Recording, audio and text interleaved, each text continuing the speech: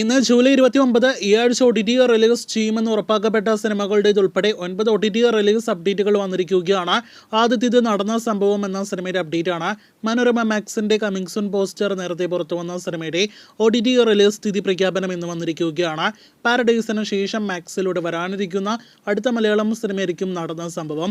ബിജു മേനോൻ, സുരാജ് എന്നിവർ അഭിനയിച്ച സിനിമ അടുത്തയാഴ്ച ഓഗസ്റ്റ് 9 OTT റിലീസ് ചെയ്യുന്നതാണ്. രണ്ടാമത്തേതും ഈ ആഴ്ച OTT റിലീസ് ചെയ്യുന്ന kingdom of the planet of the apes എന്ന സിനിമയുടെ അപ്ഡേറ്റ് ആണ്.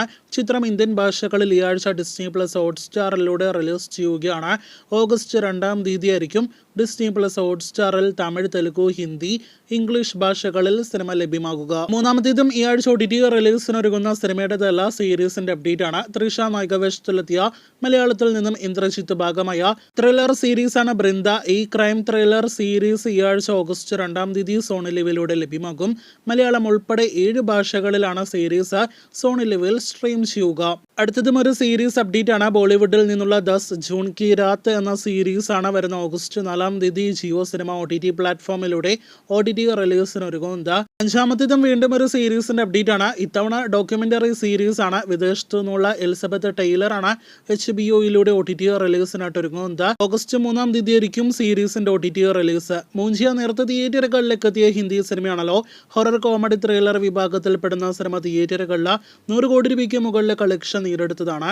ഡിസ്നി പ്ലസ് ഹോട്ട്സ്റ്റാർ OTT അവകാശങ്ങൾ സ്വന്തമാക്കിയ സിനിമ ഈ ഓഗസ്റ്റ് മാസം പകുതിയുടെ OTT റിലീസ് ചെയ്യും. ചിത്രം സ്ത്രീ യൂണിവേഴ്സിന്റെ ഭാഗമായ സിനിമയാണല്ലോ. സ്ത്രീ 2 ഓഗസ്റ്റ് 15 തിയേറ്ററുകളിലേക്ക് എത്തുകയാണ്. അതിനോട് അടുത്ത ദിവസങ്ങളിൽ മൂഞ്ചിയ ലഭ്യമാകുന്നതാണ്.